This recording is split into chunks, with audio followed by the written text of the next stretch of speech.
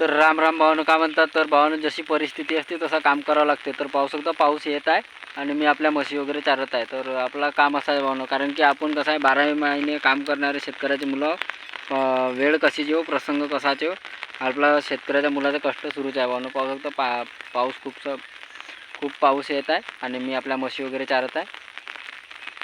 कसं आहे ना, वेळ सगळ्यांना सांगते आणि परिस्थिती सगळी सांगून जाणून घेते.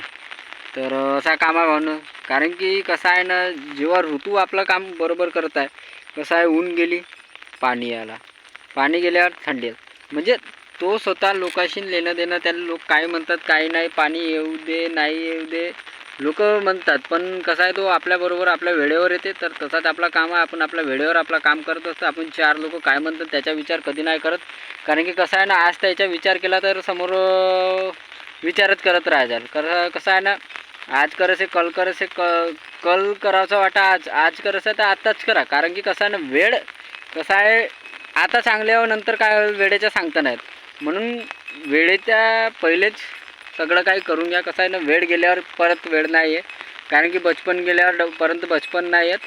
तर असंच काम आहे भावांनो आपला. तर शेतकऱ्याच्या मुलाला सपोर्ट वगैरे करत राहा. आणि पावसाळ्यात आपण म्हशी चारतो, कारण की आपल्याला सगळंच जमतं, कारण की आपल्याला स्वतः हिंमत ठेवावं लागते.